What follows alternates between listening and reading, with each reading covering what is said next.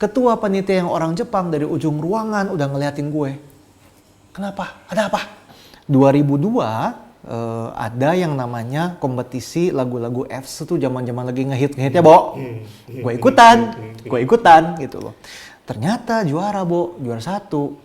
Jadi pada saat Covid, ya dimana kita semua, apalagi pekerja seni ya, semua kan tiarap tuh.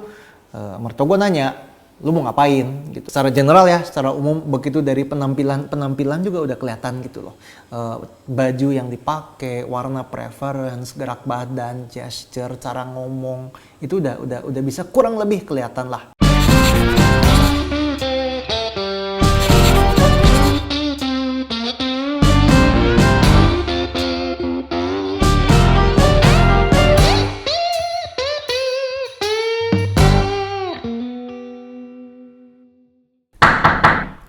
Masuk. Punten. Teman aing. Permisi, Pak. Aduh, buat saya ini. Bukan, Pak. Saya perlu tangan bebas untuk salaman, Pak. Damang. Selamat datang. Terima kasih, Pak. Bawa apa ini? Ini saya sadar ini tidak di-endorse, Pak. Tapi kan ini minuman yang punya kenangan buat kita berdua, Pak. Tahu sendirilah kenangannya apa ya, Pak? Saya botol. Silahkan, Pak, silahkan. Masuk ya, kalau mau nggak apa-apa. Silahkan. Podcastnya silahkan podcastnya. Dari mana kok? Dari di depan lihat pengumuman, silakan. Ada ruang disewakan katanya, Pak. Iya, gua baru buka ini. Iya. Bapak kalau perlu bantuan untuk menyewakan, saya bisa bantu, Pak. Karena saya juga di bidang properti, Pak. Setelah sekian tahun jual diri, siapa tahu bisa jual yang lain, Pak. Boleh, nanti pembukaan sama opening gua butuh MC. Oh, boleh, Pak, boleh, Pak. Berapa bahasa, Pak? Chungwon. Oh, boleh, Indonesia, Pak. Boleh, English. Pak. Oh, siap, Pak. Memang itu paket yang saya tawarkan, Pak, kalau begitu, Pak. Kongo. Cucok. Kongo boleh, nggak masalah, Pak. Google Translate, jangan kayak orang susah, Pak. Kumaha. Dari mana kok? Gitu, pas lihat lewat, ternyata mampir aja sekalian, udah lama nggak ketemu. Udah lama ya, Dan? Iya. Terakhirnya ketemu kesini kayak waktu Wah, sebelum corona. corona, Pak, sebelum kayaknya, atau pas corona?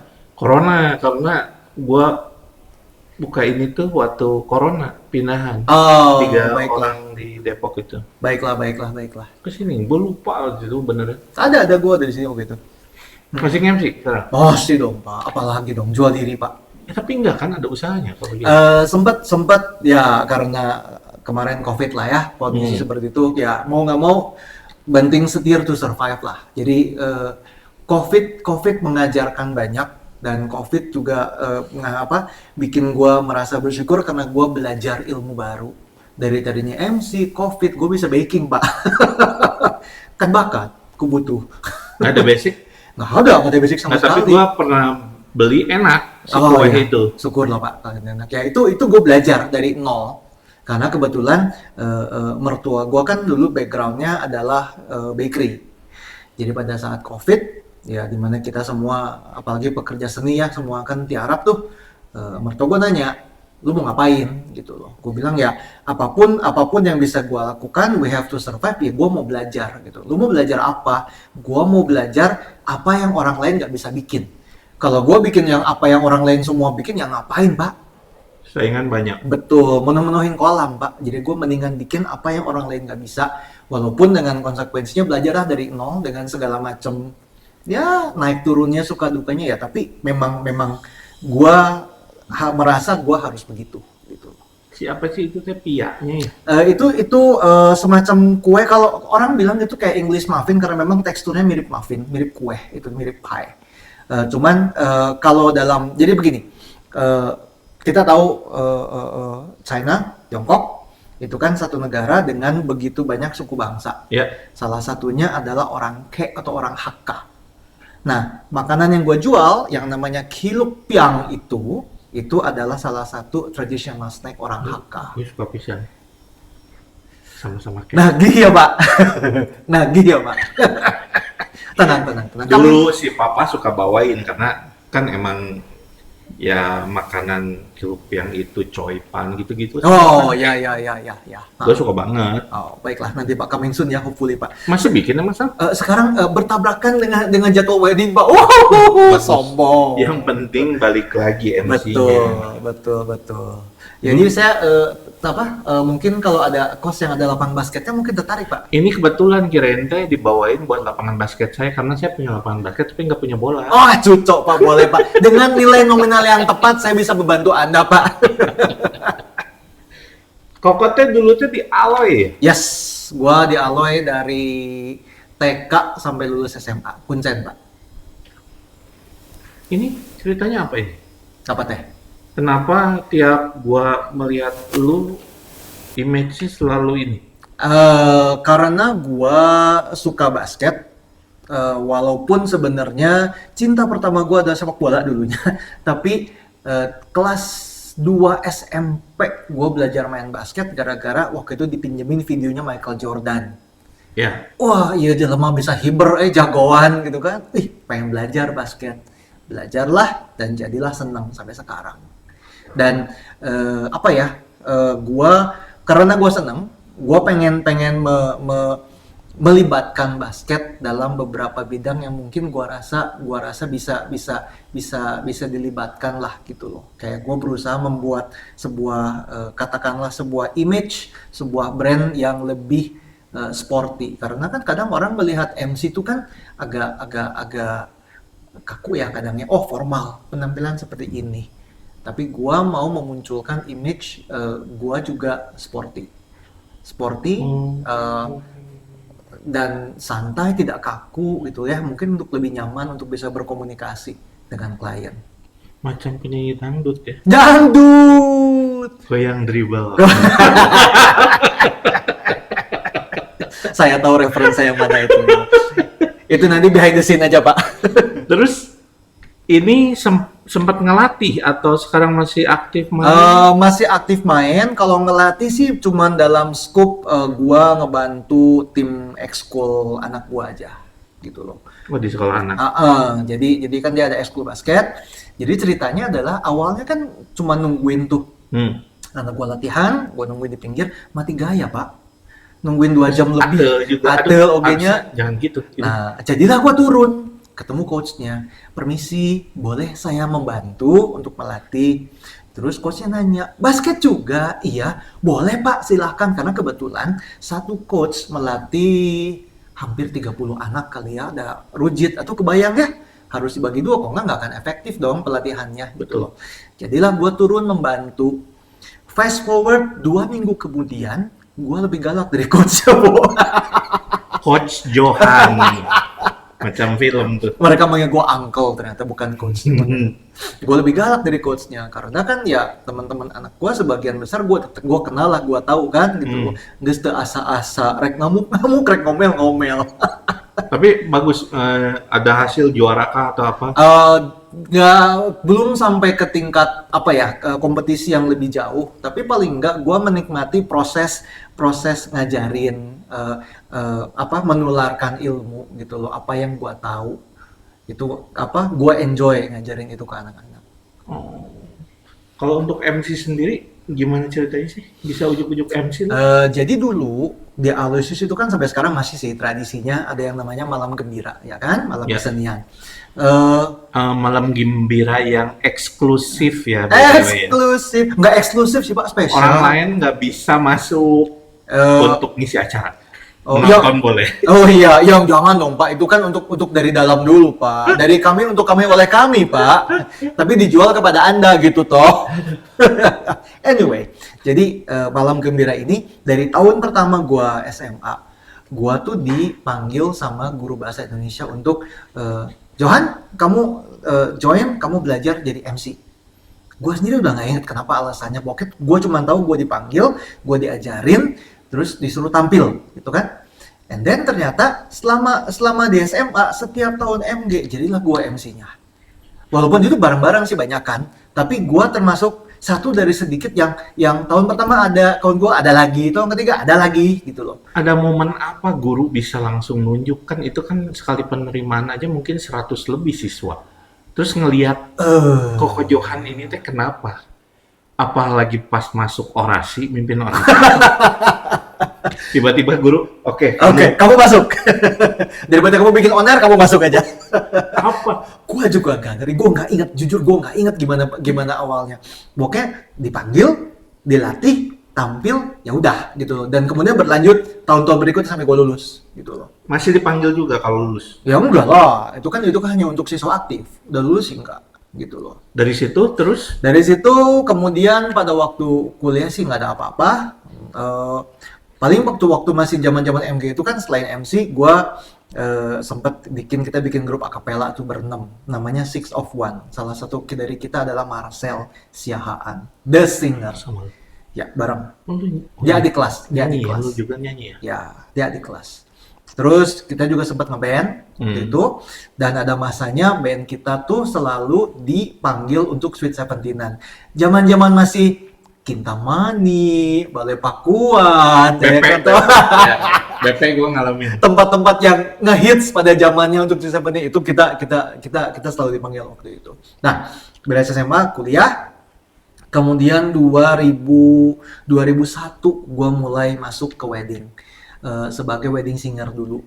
Zamannya Ko Bambang Nugroho, Ya, Ko Antoni sempet gitu. Nah, itu mulai terjun ke wedding. Nah, 2002 ada yang namanya kompetisi lagu-lagu Fs itu zaman-zaman lagi ngehit-ngehitnya, Bo. Gue ikutan gitu loh. Ternyata juara, Bo, juara 1. itu grup atau lu sendiri? Solo. Hah, kan Solo. absen, Pak. Tapi kan kompetisinya solo, yang kemudian dibentuk seolah-olah ada 4, diambil 4 besarnya lah istilahnya Iya. untuk manggung. Nah, dari situ gua kenal dengan kayaknya sekarang udah harus nyebutnya almarhum kali ya, almarhum Andrew Lee. Nah, Andrew Lee ngajak gua untuk jadi wedding singer bareng sama dia segala macem. Dan selama gua ngerjain itu tuh, gua sering melihat teman-teman yang sudah memulai MC terlebih dahulu dari gua, para senior lah istilahnya. Ada Harry Bang, ada Troy, ada Andili, ada Marina, Vivi, Willy. Nah, gua tuh ngeliatin mereka gitu, oh keren ya gitu loh cara Bawahnya gimana? cara mereka bawain acara, cara mereka memimpin, commanding suasananya seperti apa gitu.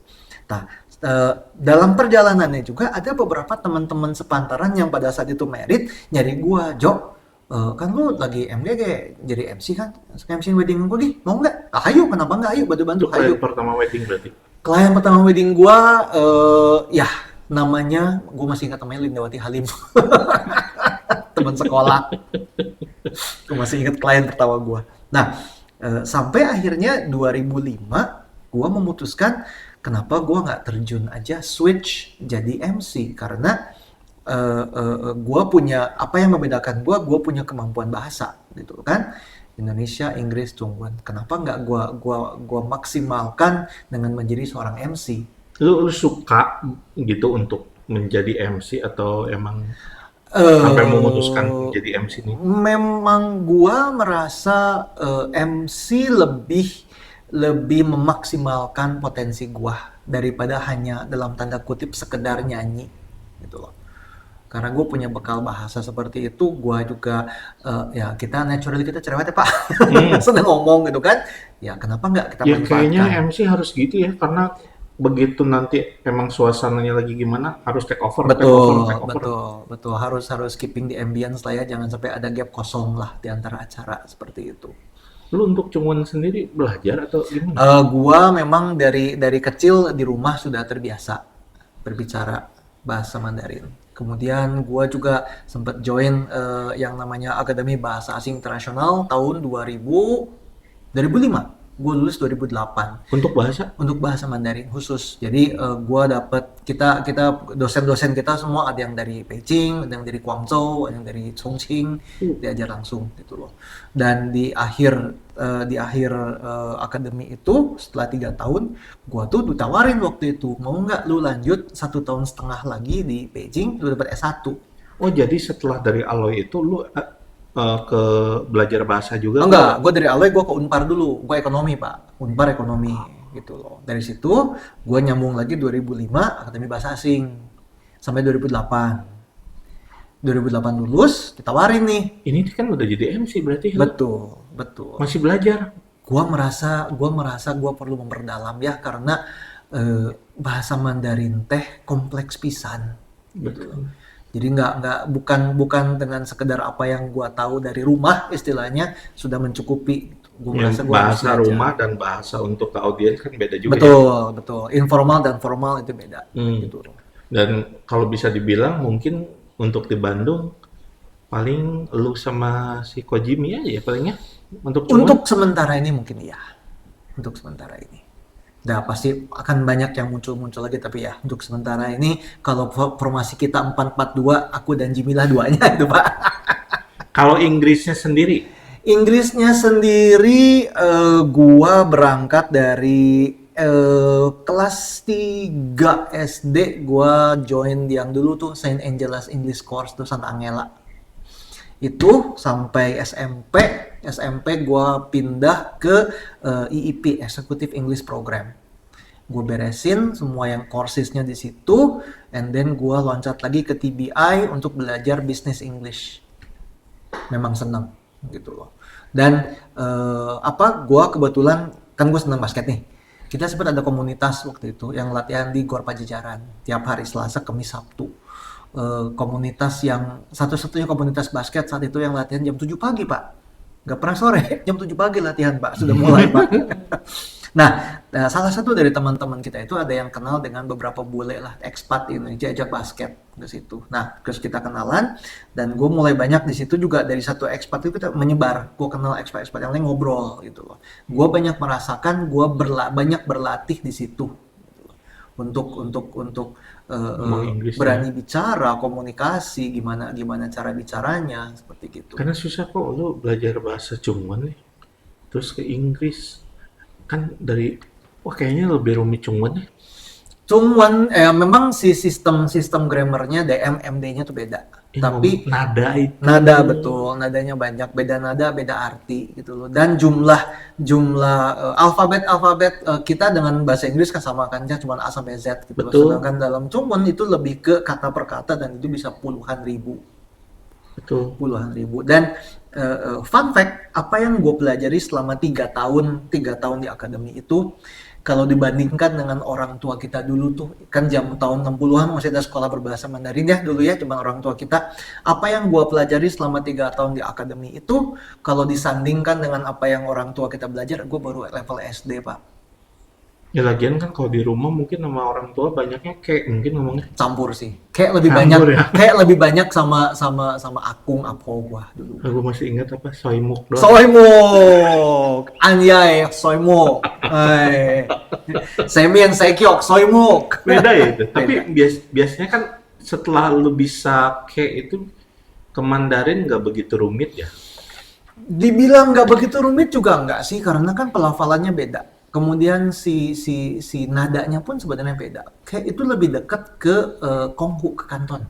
Iya. Ya, lebih dekat ke sana daripada ke Mandarin. Gitu. Ya mungkin masih serumpun nih, jadi nggak terlalu jauh. Karena gue banyak nonton juga yang emang dasarnya bisa kayak cepat belajar ke Cungwennya gitu. Ya. Aduh, nyesel dulu gue disuruh belajar. Katanya dulu gue nggak mau. Sekarang mau kuliah tuh. Aduh. Jangan nanti lu ada kompetitor. Terus selama jadi MC itu ada cerita menarik apa kok? Banyak. Gua pernah ngebantuin bule ijab kabul, Pak. Gimana? Ngebantuin bule ijab kabul. Jadi orang bule ini Amerika? Bukan, Irish, orang Irlandia. Makin jauh. Betul. Jadi dia menikah dengan wanita Sunda. Ya. Kemudian dia harus ijab kabul. Pada saat technical meeting, gue inget banget, ini cowok namanya John. Beres technical meeting, John nyari gue. Dia bilang, "Joe, for D-Day I need a wingman." Hah? Wingman? Gue bilang.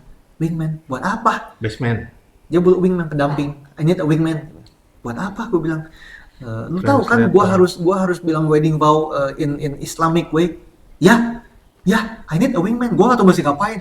Oke Pak, gue ngerti kok gitu. Nah, harian itu dia tuh ijab kabul jam 11.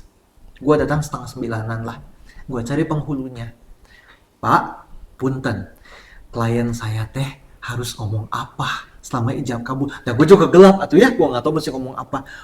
Biasa Pak, panyeratkeun. Ntar saya biar ajarin kliennya gitu. Oh, ditulisin sama si bapaknya. Saya John terima nikahnya siapa-siapa binti apa dengan apa mas kawin. Blablabla. Oke, ini ya Pak? Iya, oke. Gue cari tuh si Johnnya tuh. John, ayo belajar. Terus gue bilang sama dia, lu mesti tahu ya, gue bilang. Lu 3 kali salah ngomong, lu batal kawin. Men. Dia bilang, what do you mean? What do you mean cancel? Yeah, you said you've done 3 mistakes, you're done. Udah makanya belajar yang bener, aku bilang. Belajar itu dia, belajar. Terus ya singkat kata dia belajar kan. Setelah belajar udah, mulailah tuh ijab kabul. Dia yang ijab kabul, gua yang keringet dingin di pinggirnya, Bo. Pasti tanggung jawab. Ya nasibnya tangan gua gitu loh. Tapi untungnya lolos. Walaupun pelan, Pelafalan? ya pelafalan gue udah bilang pelafalan, tapi si bapaknya bilang nggak apa-apa, asal ada istilahnya ada niatnya, dia melakukannya, tidak ada kesalahan yang fatal atau apapun, oke, diterima.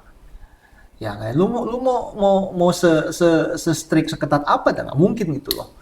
Untungnya lewat, lolos, beres, diterima, sah, lega Bo. Berarti lu kan ini nggak hanya internasional tapi tradisional juga main ya?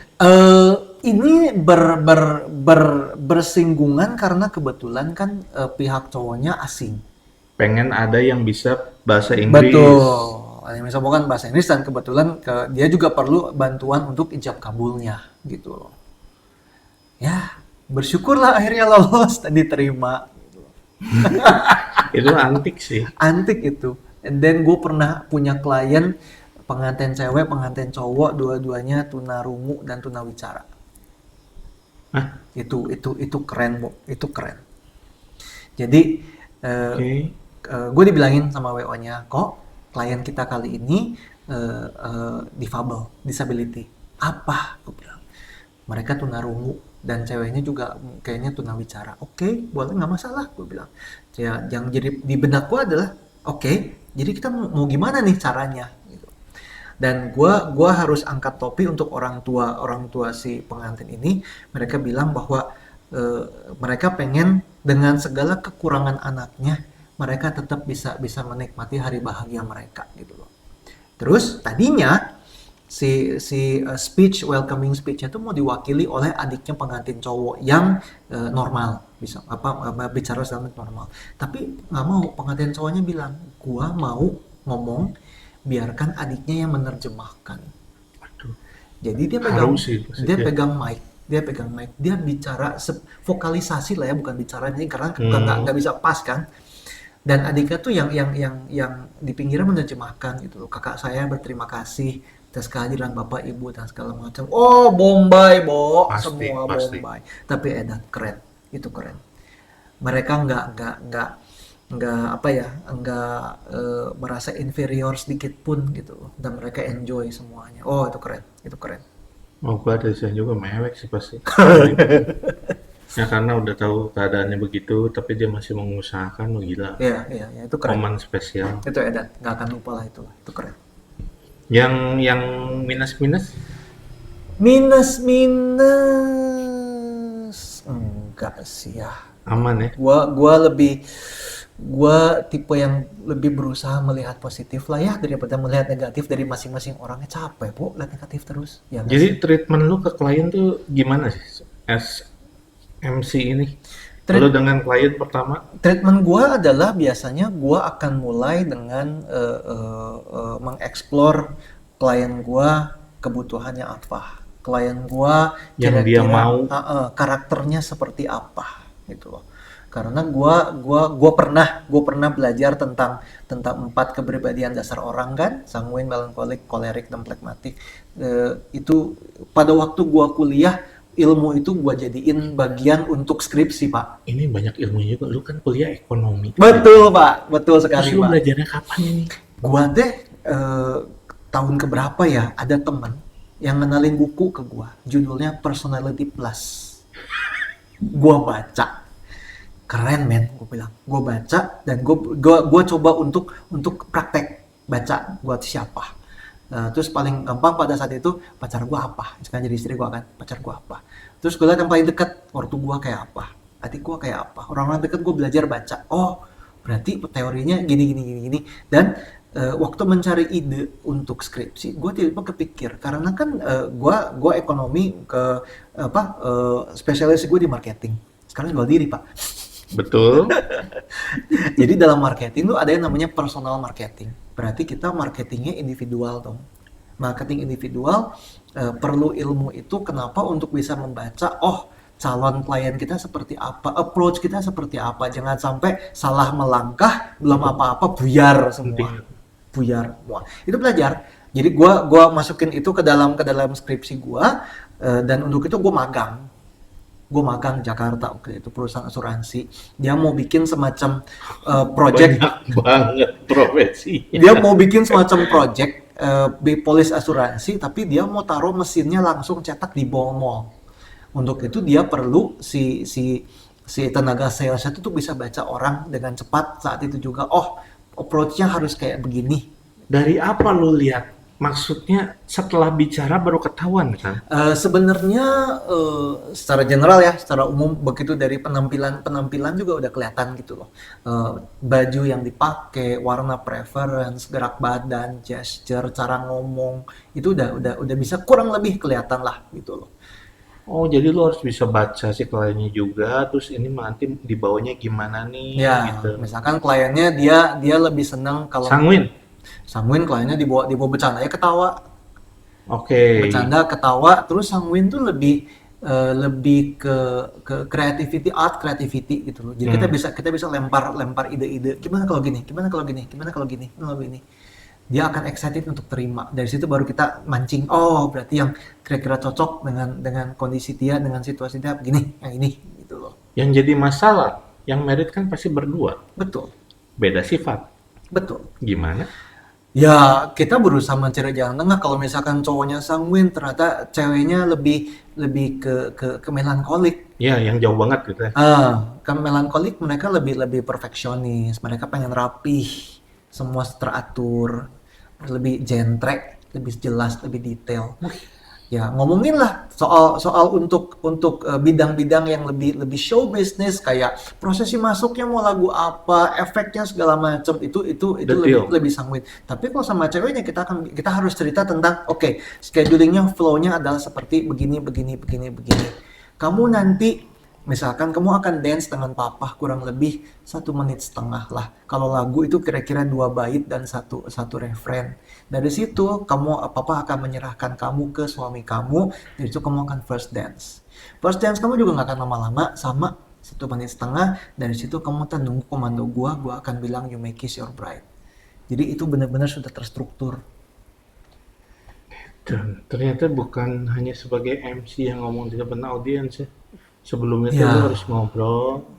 Memang Baik. harus ya itu chemistry itu penting. Gua ngerasa chemistry itu penting. Bukan cuman masalah budget tuh berapa, fee lu berapa, fee lu bandingin fee dia berapa gitu loh. Gua rasa chemistry jauh lebih penting daripada sekedar budget. Budget bisa dimodifikasi pak, tapi chemistry is a must.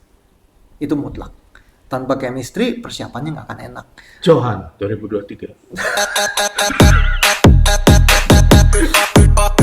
Ya chemistry maksudnya lu kebayang nggak hari H dengan vendor-vendor mengelilingi lu, chemistry-nya nggak ada yang enak.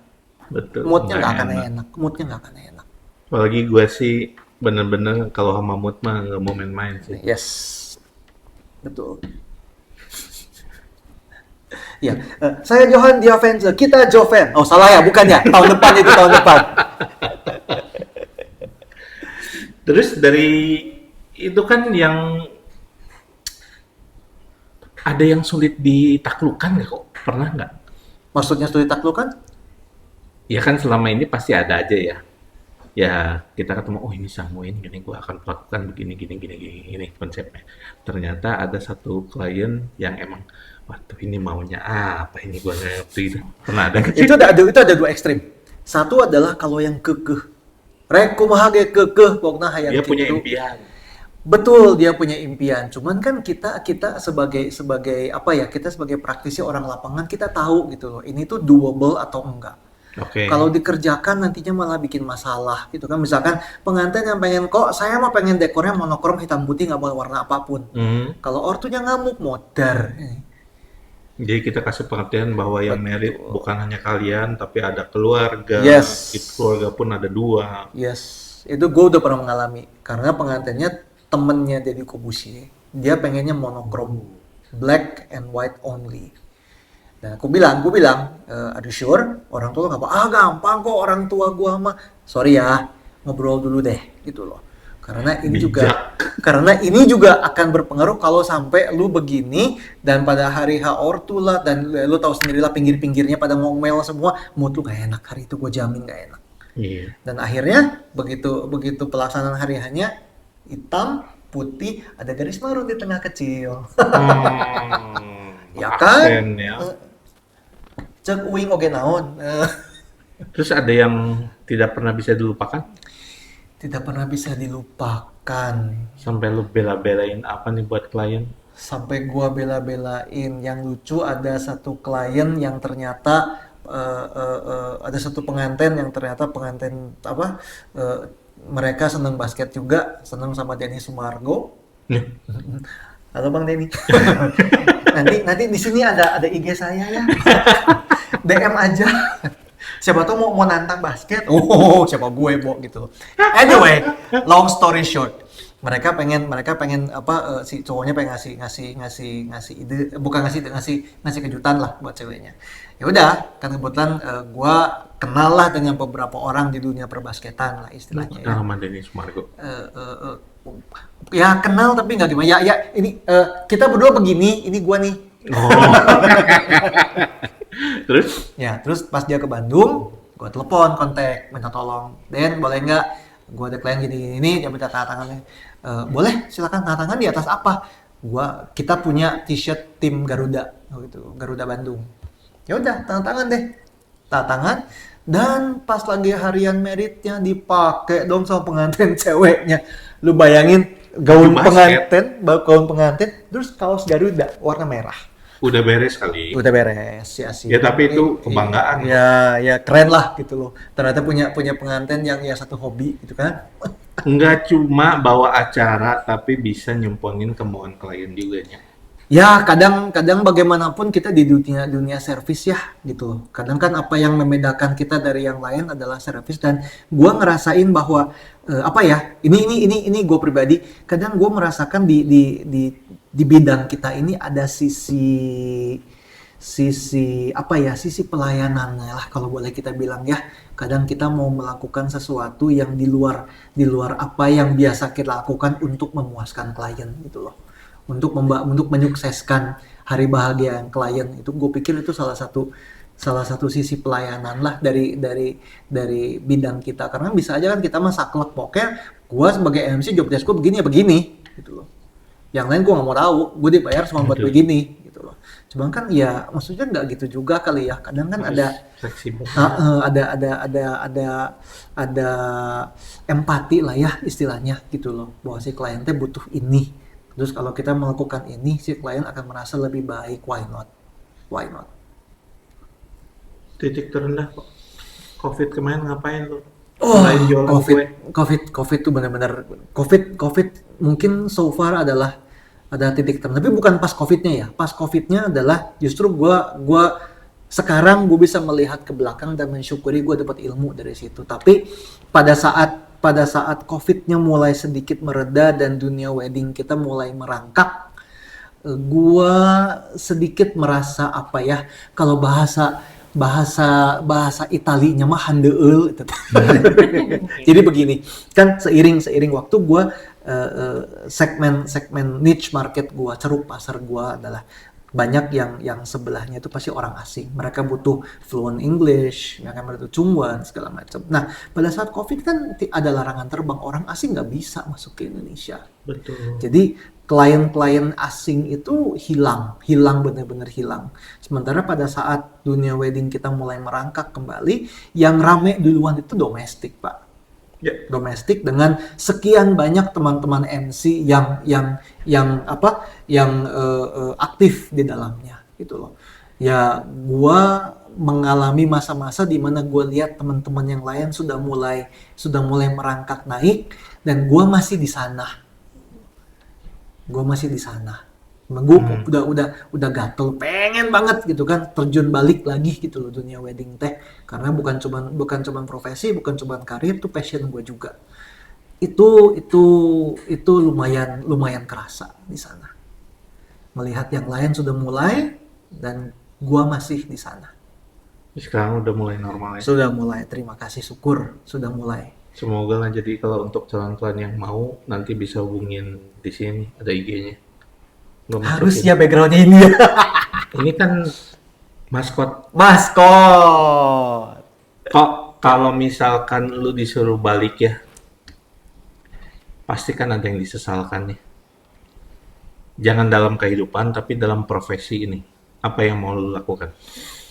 Kalau gua disuruh balik, waduh, pertanyaannya jero ya. Disuruh balik, apa yang mau gua lakukan?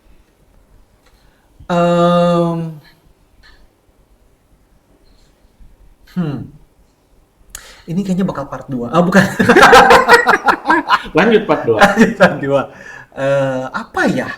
Saat ini sih belum kepikir sih apa yang mau gua lakukan. Ya mungkin kadang kalau lagi itu sempat kepikir, tapi kalau lagi begini dia tembak begini, blank, Bo. Apakah mungkin belajar lebih banyak bahasa lagi kali ya? Boleh juga. 3 belum cukup, Pak. Harus tambah dengan yang annyeonghaseyo. Iya, karena sekarang Oh, Korea gila, Pak. Korea banyak, betul. dengan media sosial tambah luas, untuk bahasa kayaknya diperlukan. Ya, gua sudah, jadi di luar Indonesia, Inggris dan Tungwan, gua sudah dapat klien Vietnam, Thailand, Korea, Costa Rica, Wow. Filipina. Itu lu bawainnya bahasa Inggris. Mereka mintanya bahasa Inggris, tapi tetap karena gue memang senang bahasa, kadang gue juga berusaha belajar sedikit lah gitu loh. Apa ada selipan apa ya, misalkan celetukan dalam bahasa mereka segala gitu loh. Misalkan Filipin kan terima kasih itu salamat. Ya, buat kebanggaan mereka. Iya, salamat gitu, salam. Oh, Macam band aja ini bener. ya seneng lah belajar bahasa tuh, seneng gitu loh. Jadi yang pengen diperbaiki mungkin kalau bisa balik waktu nambah bahasa ya. Kayaknya tuh Gua kepake nggak banget. kotak kan, gua. Itu kayaknya kepake itu. Kalau kisaran harga dimulai dari berapa kok? Kisaran harga yang pasti gua sih simple aja, gua cuman bagi antara itu pakai tuh wedding, non wedding, maksudnya kayak company gathering, event bla bla bla, atau sanjit. Range 3 sampai 6 lah. Ya mungkin bisa lebih lah ya, karena Ya. kita ngomong ya siapa tahu ada yang ngundang dari luar kota atau luar negeri, beda lagi kan ya. Beda lagi. Tapi dimulai dari 3. 3 sampai 6 ya, karena kan kalau luar kota kan pasti ada transportasi, pasti Ya. ada akomodasi, apalagi yang jauh gitu loh. Gua pengalaman luar negeri Singapura, Pak. Pernah di Singapura? Singapura. Ya Inggris apa sih? Ya. Atau sama lu jadi di miring-miring jadi Singlish? Enggak, gua nggak bisa Singlish. Tapi kan Singlish ada campuran dikit sama Cungwen juga ya? Betul. Singlish tuh nyampur. Singlish tuh sebenarnya unik. Itu nggak apa ya, orang kadang meremehkan Singlish, dibilangnya kayak ini bahasa kelas 2 ini kan. Itu susah loh sebenarnya loh. Ya adalah. Lu kayak misalkan lu buka komputer ya. Nah, nikahnya lah. Nah, and then you push the start, and then susah loh, nggak gampang loh itu. Untuk bener-bener terdengar original, genuine seperti orang Singapura, nggak gampang loh. Dulu kan lu pernah ya ada acara di Kedubes ya? Ya, pernah ke Dubes Jepang. Acara apa sih? Jadi ada perusahaan Jepang yang punya menawarkan ide tentang layout smart city. Jadi smart city adalah dari awal bikin kota lu udah tentuin ini daerah industri, ini daerah tempat tinggal, ini daerah komersil dan segala macam. Untuk kota? Dia sih menawarkannya bisa untuk membangun kota atau bisa untuk memperbaiki tata letak satu kota, tata kota. Nah, karena perusahaan Jepang, template-nya adalah lewat Kedubes Jepang. Dan waktu itu ada temen gue yang bilang, Jo, ada yang nyari MC untuk event di Kedubes Jepang full English. Mau nggak? Why not? Gue bilang, hayu Bo, hajar boleh gitu loh. Ketangguh ke Jakarta, semacam audisi gitu lah ya. Audisi, wawancara, dan bla bla bla. Seminggu kemudian dikabarin, Jo, tembus. Hayu, kalau gitu tembus. Di sana gue merasakan etos kerja orang Jepang memang bukan main-main. Luar biasa. Yang namanya di kita rundown wedding, 2 lembar, 3 lembar, oh cetek Bo. Itu rundown mereka kalau dicetak 1 senti Pak tebelnya Pak. Buat satu acara. Buat satu acara. Dan itu mereka update regularly. Itu apa detail semua? Detail. Jam segini acara akan berlangsung di ruang apa, di ruang A, sementara di ruang B akan dilakukan persiapan bla bla bla, ruang C misalkan menyiapkan snack, kopi dan bla bla bla. Oke, berganti jam sekian dari ruang A akan ada transisi ke ruang B. Ruang B akan diselenggarakan misalkan konferensi pers dan bla bla bla. Rekan-rekan pers akan duduk sebelah mana bla bla bla. Ruang C bersiap-siap kembali untuk setelah ini ada snack, coffee, tea dan bla bla bla. Terus itu Gila. edan benar-benar luar Gua biasa. kebayang kalau Jepang tuh tight semua waktu. Very tight. Lu bawain Very acaranya tight. gimana? Gua bawain acaranya sesuai schedule yang mereka minta. Jadi sudah rundown, sudah pasti fix seperti itu. Kan yang namanya acara formal banyaknya speech ya, gitu loh. Banyaknya pidato. Orang pertama pidato jam segini sampai jam segini. Orang kedua jam segini. Orang ketiga jam segini. Orang keempat. Semua udah diatur di situ, gitu loh. Benar-benar sudah diatur. Dan kalau sampai miss, amit-amit, untung gua enggak. Kalau sampai miss, wah itu bisa ngamuk gitu. Enggak kebayang. PIC-nya Indo atau Jakarta? PIC-nya, Oh, jadi ada PIC yang kok orang Jepang, tapi berbahasa Inggris. Tapi Jadi Inggrisnya kalau- Inggris Jepang. Ada yang mistik, Mr. John. Ada tuh, ada dia lihat. Jadi begini, ada orang ketiga yang harusnya speech. Itu waktu itu dia kepala persahabatan Indonesia Jepang. Pada saat orang kedua lagi speech, gua nunggu di pinggir dong, ya kan, standby di pinggir. Dia manggil, mas, manggil gua, Bo. Iya Pak, saya giliran ketiga ya untuk speech. Betul Pak, saya tidak siap, tolong dilewat aja. Lewat ya Pak? Iya, saya nggak siap. Itu merubah semua dong. Iya, iya rubah. Oke Pak, gitu. Oke kan? Pada saat orang kedua beres, gue maju dong. Baiklah, dan sekarang giliran orang keempat untuk speech bla bla bla bla. Naik tuh orang keempat. Gue di pinggir. Ketua panitia yang orang Jepang dari ujung ruangan udah ngeliatin gue. Kenapa? Ada apa? Gitu loh. Orang Jepangnya nih, Orang Jepang yang kepala panitianya, Bu, ketua panitianya. parah. Suruh PIC-nya ke gua.